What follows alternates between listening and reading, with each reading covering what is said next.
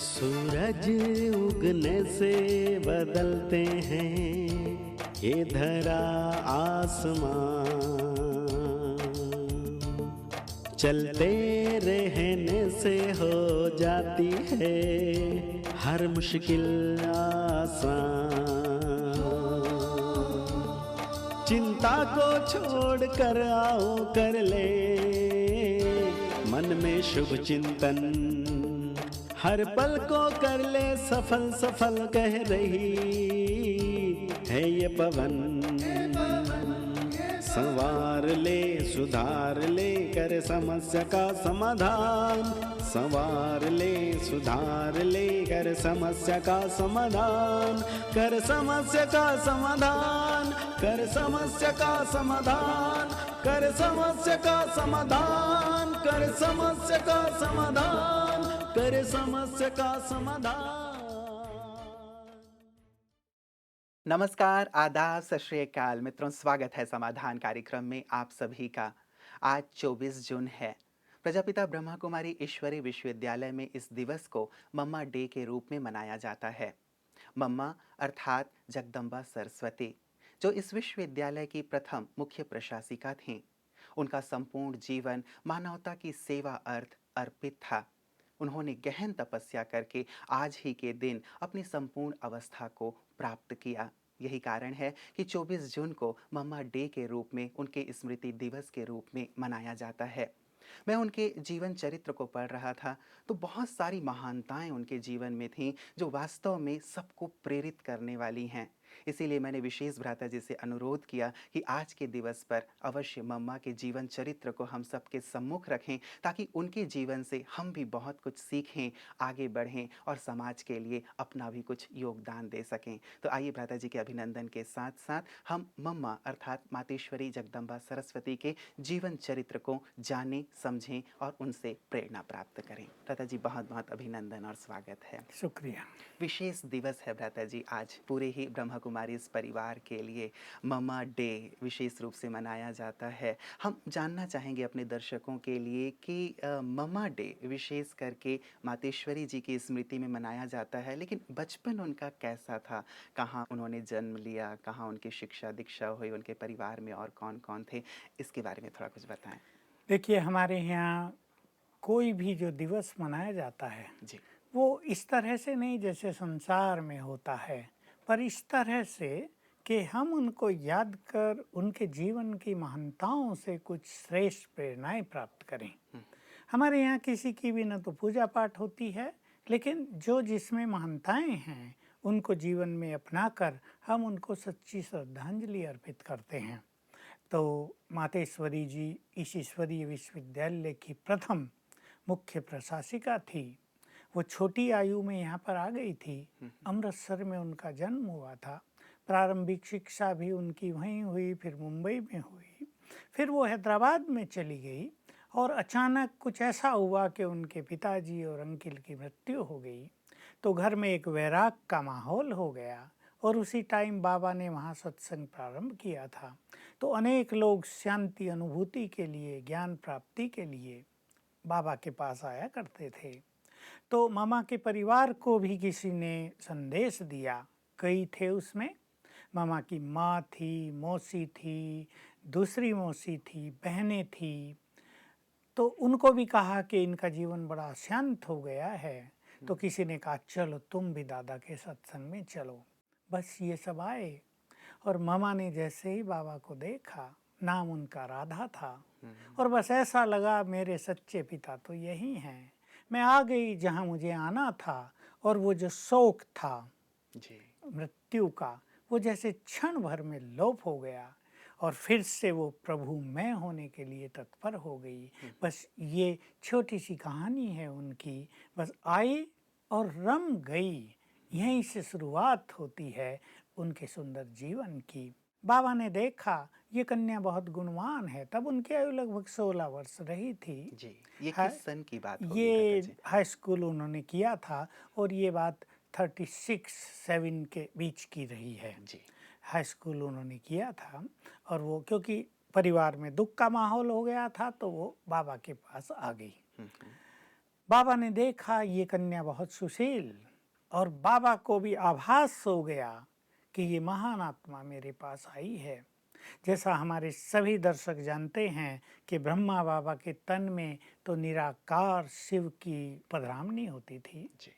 तो ब्रह्मा बाबा की तो अपनी आंखें थी, अपना विवेक था, लेकिन जो सर्वशक्तिवान है, जो त्रिकालदर्शी है, जो सर्वज्ञ है, उसने उन्हें देख लिया कि ये वही है जो कभी राधा थी। राधा तो नाम इसका अब है, लेकिन ये वही है जिनकी मंदिरों में पूजा होती है।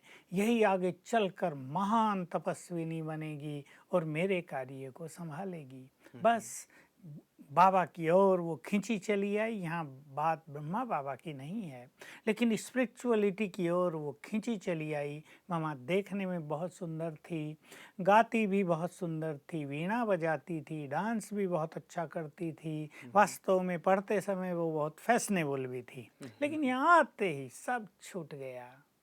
गीत तो मामा अब भी वीणा पर गाती थी, बहुत सुंदर, जी। और उनके मुख से जो गीत निकलते थे, देखिए गीत तो गायक बहुत हैं, लेकिन कुछ गायक ऐसे होते हैं जो पूरी सभा को मग्न कर देते हैं। और यहाँ क्योंकि साधनाओं का मार्ग था तब भी, अब भी है, जी। तो जैसे ही सब लोग आत्मिक स्वरूप में बैठते थे और मामा गीत गाती थी, तो सभी जैसे कि समाधिस्थ हो जाते वैसे थे। भी साधना में संगीत का एक अहम रोल बहुत होता है। बड़ा रोल है। जी। सब जैसे समाधिस्थ हो जाते थे, सबके चित्त शांत और एकाग्र हो जाते थे। तो वास्तव में जैसे ही उन्होंने यहाँ पहला कदम रखा, वरदाता परमात्मा ने उनको अनेक वरदानों से संपन्न कर दिया था। उनकी वाणी में भी तुरंत प्रभाव आ गया और किसी को पता ही नहीं चला कि कब वो महान बन गई। तो भ्राता जी वही बात मैं कहने वाला था। आपने कहा उनका नाम राधे था, तो हम यहाँ लगातार उन्हें मम्मा कहते हैं। तो ये मम्मा नाम उन्हें किसने दिया और इसका भाव क्या था वास्तव में मम्मा नाम देने का? शिव बाबा जैसे ही ब्रह्मा तन में आते थे, जी। तो तब बाबा अनेक बहनों को ध्यान में भी ले जाते थे, यानी उन पे दृष्टि डालते थे और वो समाधिस्थ हो जाती थी।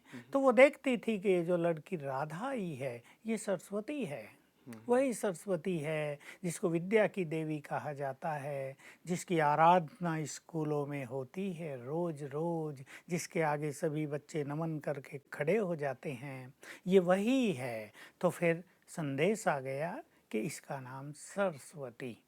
और फिर धीरे धीरे, क्योंकि उसकी आयु बहुत छोटी थी, कहाँ से ये संदेश? संदेश, जैसे मैंने कहा कि ध्यान में बहुत बहनें चली जाती थी जी। और सूक्ष्म लोक में वो भगवान से मिलती थी, उनके मैसेज ले आती थी। तो बाबा को, ब्रह्मा बाबा को उन्होंने मैसेज दिया कि शिव बाबा ने ये दृश्य दिखाया है कि यही वो सरस्वती है, वीणा वादिनी। तो इस तरह उनका स्वरूप चेंज होता गया, मैच्योरिटी आती गई। और मैं कह रहा था कि उनसे बड़ी आयु की तो बहुत थी, अब वो 17 साल की हो गई थी। जी। उनसे बड़ी आयु की 30 साल की, 35 साल की बहनें, माताएं और भाई तो बुजुर्ग भी बहुत थे। लेकिन फिर वैसे ही संदेशियों के द्वारा ऊपर से संदेश आया कि यही मामा है, यही जगदम्बा है, अब तुम इसे स्वीकार करो। तो उस टाइम कुछ लोगों का अहम भी जागृत हुआ, क्योंकि कुछ लोग बड़े बड़े घरों से भी यहाँ आए हुए थे और मामा एक साधारण परिवार से आई थी। लेकिन जब बार बार शिव बाबा ये संदेश देने लगे कि यही मम्मा है तुम सबकी, इसी के द्वारा तुम सबकी पालना होगी, तो फिर धीरे धीरे, मतलब 2-4 मास में सभी ने ये स्वीकार कर लिया कि यही मम्मा है। और सचमुच ये नाम उन्हें मिलते ही उनमें एक माँ के गुण आ गए। लोग उन्हें मातेश्वरी कहने लगे, वो सबकी पालना करने लगी, और जैसे माँ अपने पूरे बच्चों की हर तरह से देखभाल करती है, वैसे बहुत उन्होंने भी केयर शुरू कर करती है, दिया। वो करने भ्राता लगी। जी वही एक विशेष चीज़ मैं जानना चाहता था। जैसे आपने कहा 16-17 वर्ष की उम्र में आ गई थी और उनसे बड़े बड़े, उम्र में भी बड़े, अनुभव में भी बड़े काफ़ी लोग यहाँ थे। फिर भी परमात्मा ने, शिव बाबा ने, जैसे आपने कहा संदेश के माध्यम से इन्हें इस विश्वविद्यालय का मुख्य बनाया, इन्हें इस सरस्वती की पदवी प्रदान की। तो ज़रूर कुछ ना कुछ विशेष बातें रही होंगी इनमें, कुछ खासियतें रही होंगी जिनको देख करके विशेष करके ये पदवी और साथ ही साथ ये जो एक पदभार इन्हें दिया गया। तो वो क्या विशेष बातें थीं मम्मा में, राधे में, जिसके कारण उन्हें ये विशेष पदवी दी गई? हमने दादी प्रकाश मणि के मुख से अनेक बार ये चर्चाएं सुनी थी, क्योंकि दादी और मामा एक ही साथ पढ़ते थे, एक ही क्लास में पढ़ते थे, एक ही साथ बैठते थे, दोनों की पहले से ही बहुत फ्रेंडशिप थी। तो दादी प्रकाश मणि कहा करती थी कि ये राधा शुरू से ही सबको बहुत आकर्षित करती थी, केवल रूप से नहीं लेकिन अपने गुणों से, अपनी कलाओं से। और जब वो वहाँ भी गीत गाती थी तो सचमुच मंत्र मुग्ध कर देती थी पूरी सभा को। अपने स्कूल बहुत में। धैर्यवान, बहुत सुरीली आवाज, मुख पर एक अलौकिक सी मुस्कान पहले से ही, जैसे पहले से ही वो बहुत ज़्यादा बाह्यमुखी नहीं थी। दूसरों की केयर करने के संस्कार, बहुत गंभीरता, ये सब गुण उनमें आ ही गए थे। और फिर जैसे ही उनको मामा का टाइटल दिया, तो यहाँ पर एक चीज़ विशेष रूप से होती है कि परमात्मा शक्तियाँ और उसके वरदान मिल जाते हैं, वो स्वतः ही दे देता है। तो बाकी रही सही चीज़ें उनमें स्वतः ही आगे उनको बहुत धैर्यवान बना दिया, क्योंकि 380 भाई बहनें थे। अब उसमें बहुत सारे छोटे बच्चे, कन्याएं, माताएं, बड़ी आयु की भी, छोटी आयु की भी, 3 साल से लेकर और 35 साल तक के आप सोचो। और मतलब ये सारे हाँ, लोग समर्पित थे, जैसे हम कहते ये हैं कि सारे विद्यालय की लोग, शुरुआत हुई हाँ, तो ये सब जैसे समर्पित रूप इन से एक सब साथ ने रहते थे। अपने जीवन को पूरी तरह समर्पित कर दिया था। जी। कई परिवार सहित समर्पित हो गए थे, माँ बाप भी, बच्चे भी, दादा दादी भी, कईयों ने अपनी संपूर्ण धन संपदा भी अर्पित कर दी थी। तो इन सब को संभालना इनका काम था। अब आप देख लिए किसी घर में 2 नारी भी हों, उनको संभालना आजकल कितना कठिन काम होता है। हमारे स्वामी शिवानंद जी जो बहुत प्रसिद्ध हुए, वो बाबा को कहा करते थे कि बाबा आज तो हम लोग भी 2-4 बहनों को, हमारे यहाँ भी शिष्याएँ आती हैं रहती हैं, संभाल नहीं पाते, आप 300 को संभाल रहे हैं। 300 बहनें थी लगभग, 300 को संभाल रहे हैं, अवश्य आपके पास कोई अलौकिक शक्तियाँ हैं। तो यही शक्तियाँ उन्होंने मामा को भी दे दी थी। तो ये क्वालिटी उनमें जो शिव बाबा ने देखी कि ये सबको संभाल सकती है, सबको एकता के सूत्र में पिरो के रख सकती है, सबको निर्मल स्नेह दे सकती है, इसके मन में कोई भेदभाव नहीं है, कोई स्वार्थ नहीं है, ये अपने कार्यों के लिए पूर्ण जिम्मेदार और डेडिकेटेड है, तो शिव बाबा ने उन्हें ये जिम्मेदारी सौंप दी। बिल्कुल। लता जी, ये तो सारी विशेषताएँ उनमें प्रारंभ में भी थी। क्या आपको लगता है कि ये एक विशेष ज़िम्मेवारी जब व्यक्ति को मिलता है तब भी उसके जीवन में बहुत सारे परिवर्तन आने शुरू हो जाते हैं? तो किस प्रकार का परिवर्तन मातेश्वरी जी में आना शुरू हो गया जब इस प्रकार की ज़िम्मेवारी परमात्मा ने उन्हें प्रदान की देखिए, तब? कई लोग जिम्मेदारी मिलते ही टेंशन में आ जाते हैं, जी। परेशान होने लगते कुछ हैं। अहम में आ जाते हैं। हाँ, ये हुआ मामा के साथ। बाबा ने औरों को भी दिया, वे उनके असिस्टेंट बनाया, कार्य सौंपे, क्योंकि सारे बड़े बड़े काम करने थे। जी। तो कई लोगों ने तो छोड़ दिया, वही अपने बस का है नहीं है, टेंशन होने लगी, इनको संभालना, ये काम नहीं करते, फलाना सुनता नहीं है। लेकिन मामा इन सब चीज़ों में इन सब से ऊपर थी। जो नहीं सुनता उसको सुनने के लिए तैयार करना, जो योग्य नहीं है उसको योग्य बनाना, जिसमें कोई कमजोरी है उसको उसकी अवेयरनेस दे के कमजोरियों से मुक्त कराना, ये क्वालिटी मामा में थी। तो आ भी गई जब मनुष्य को एक जिम्मेदारी मिलती है, लेकिन आती उसी में है जिसमें पहले से ये चीज़ों के बीज पड़े हुए हों।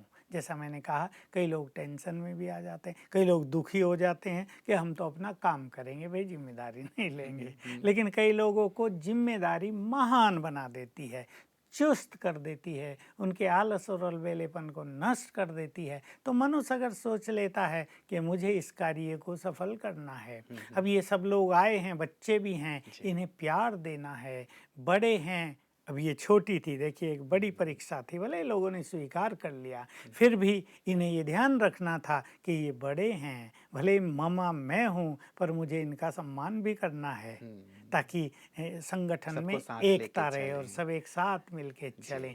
तो ये सब क्वालिटी उन्होंने बहुत जल्दी जल्दी सीख ली। बाबा के महावाक्यों में ये सब बात आने लगी। और देखिए, कोई भी उपदेशक या कोई भी गुरु अनेक बातें तो कहता ही है, लेकिन उसको जीवन में अपनाना सबसे तो नहीं होता ना। लेकिन मामा ने फटाफट पहली बार सुनते ही उन चीज़ों को अपना लिया। तो जैसे वो बनी बनाई देवी थी, तो सबको ऐसा लगा, जल्दी ही सबने स्वीकार कर लिया कि ये साधारण नहीं, ये तो बनी बनाई देवी है। क्योंकि जब किसी की महानताओं की छाप दूसरों पर पड़ती है, तभी वो उसके सामने शीश झुकाते हैं। बिल्कुल, बिल्कुल, ये देखने के पश्चात ही। बिल्कुल ही। भ्राता जी, विशेष करके जैसे आपने कहा कि परमात्मा ने ही इन्हें जगदम्बा सरस्वती की पदवी दी और उन्हें उस नाम से पुकारा और सभी लोग फिर इस नाम से ही मातेश्वरी जी को पुकारने लगे। लेकिन जब हम भक्ति मार्ग में या स्कूल्स की भी बात आपने की कि वहाँ पे हम देखते हैं सरस्वती माँ को अलग रूप में हम देखते हैं कि बिल्कुल हंस वाहिनी हैं, वीणा वादिनी हैं, श्वेत वस्त्र धारिणी हैं, बाल ब्रह्मचारिणी हैं, उनके हाथों में भी कई अलंकार दिखाए जाते हैं। तो क्या इस रूप से किस प्रकार से हम समझें कि वो जो सरस्वती हैं वही वास्तव में जो सरस्वती जगदम्बा जी हैं वो हैं? कैसे हम देखिए, समझें इस चीज़ वैसे को? तो स्थूल रूप में ममा वीणा बजाती ही थी, जी। लेकिन सत्य तो ये है कि वो ज्ञान से संपन्न हो गई थी। हम भी जब आए छोटे थे, हालांकि हम मामा से के जाने से पहले आ गए थे, लेकिन उन्हें देखने का यहाँ मौका नहीं मिला। हम छोटे थे, अपने वहीं शहर में रहे। लेकिन मामा की जो क्लासेज हम सुनते थे, जिनको मुरलियाँ कहते हैं, वो इतनी गुह्य होती थी, उनमें इतना गुह्य ज्ञान भरा होता था कि हमारे कपाट खुल जाते थे। यानी हमने मामा की मुरलियों से जैसे कहें सब कुछ सीखा, ज्ञान की गहराई और धारणाओं पर धारा प्रभाव बोलना बिना रुके, बहुत सुंदर स्पीच। तो ये कहना बिल्कुल सार्थक है उनके लिए कि वो ज्ञान की देवी थी, ज्ञान से भरपूर थी। सबसे बड़ा ज्ञानी शिव बाबा, त्रिकालदर्शी, ज्ञान का सागर। फिर नंबर आता है प्रजापिता ब्रह्मा और जगदम्बा सरस्वती का। तो चाहे उनका दूसरा नंबर ले ले, चाहे तीसरा, ये टॉप मोस्ट स्थान उनके हैं। तो ज्ञान में वो भरपूर थी, संपन्न थी, इसलिए उन्हें ज्ञान की देवी कहा गया। इसीलिए सभी मनुष्य उनसे बुद्धि या ज्ञान, विद्या मांगते हैं। ये ऐसे ही नहीं है, किसी व्यक्ति ने वो कार्य संपन्न किया है, तभी उसकी उस रूप में महिमा और गायन पूजन होता है। ममा से लोग सरस्वती से जाकर विद्या की याचना करते हैं, उसका गुणगान करते हैं, तो वो सचमुच विद्या की देवी थी। ऐसा कोई सृष्टि का रहस्य नहीं था जो उन्हें ज्ञात न हो। संपूर्ण ज्ञान और बड़े सिंपल लैंग्वेज में, बड़ी धारा प्रवाह युक्त भाषा में और लेक्चर में वो अपनी बात कहती थी।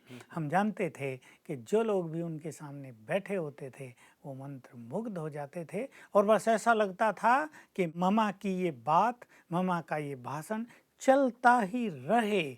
सबको प्रभु प्रेम में वो मग्न कर देती थी, सबको योग युक्त बना देती थी, सबको श्रेष्ठ स्वमान में स्थित कर देती थी और एक ऐसा अलौकिक जादू सा चारों ओर फैल जाता था कि सब वहाँ बंधे बंधे से बैठे रहते थे। इसलिए बहुत सारे लोग तब हमने देखे, हम छोटे थे पर आते थे जो बड़े खूंखार दुनिया में, लेकिन मामा के भक्त, बस मामा ही सब कुछ है। तो ये जो उनको विद्या की देवी कहा गया है सरस्वती, ये इसीलिए कि सचमुच ये चीज उनके पास थी। लोग उनसे मिले, उन्होंने इस चीज़ को अनुभव किया कि वास्तव में ज्ञान की पराकाष्ठा थी उनके पास। लेकिन लोगों के मन में जो एक सरस्वती का रूप है, जिनके 4 हाथ हैं, जो इस प्रकार से गायन की जाती है, तो मम्मा को क्या उस रूप में आज जो लोग हैं जिन्होंने उन्हें नहीं देखा है स्वीकार कर पाएंगे? देखिए, ये तो जो भी पूजा भक्ति में होती है जिनकी भी, जैसे जगदम्बा की अष्टभुजाधारी के रूप में महाकाली का भी एक स्वरूप है, सरस्वती की भी 4 भुजाएं, वीणा और सबके हाथों में अलग अलग अलंकार रहते हैं।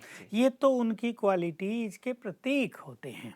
ऐसा नहीं महाकाली को इस तरह की भयानक थी या उसने गले में मुंडों की माला डाली हुई थी, लेकिन ये प्रतीक हैं कि माया पर उन्होंने विकराल रूप धारण किया। मतलब किसी के हाँ, 4 और 8 हाथ हाथ होते नहीं हैं, होते केवल नहीं, प्रतीक हैं ये उनके सद्गुणों का, उनकी आंतरिक शक्तियों का, उनकी श्रेष्ठ बुद्धि का प्रतीक होते हैं। जैसे किसी के हाथ में गदा दिखाते हैं या भाला दिखाया, भाई असुर का संहार कर रहे, तो ये ज्ञान के अस्त्र शस्त्र हैं। और जो ये असुर हैं, ये मन की दूषित वृत्तियाँ, बुरे संस्कार, क्रोध, अहंकार, विषय विकार, इनको नष्ट किया उन्होंने, उनके प्रतीक रूप में ये दिखाते हैं। तो ये जो 4 विशेष करके सरस्वती को दिखाए जाते हैं भ्राता जी अलंकार, उनके एक हाथ में पुस्तक दिखाई जाती है, एक हाथ में माला, एक हाथ में वीणा और एक हाथ में अमृत कलश दिखाया जाता है। तो ये किस बात के प्रतीक हैं जो मम्मा जगदम्बा देखिए, सरस्वती से वीणा जो वही जुड़ते हैं? जी, जो कि ज्ञान शायद। हाँ, कि ज्ञान उन्होंने दिया। हुँ, हुँ। अमृत ज्ञान को ही कहते हैं, जी। ज्ञान अमृत उन्होंने बाँटा।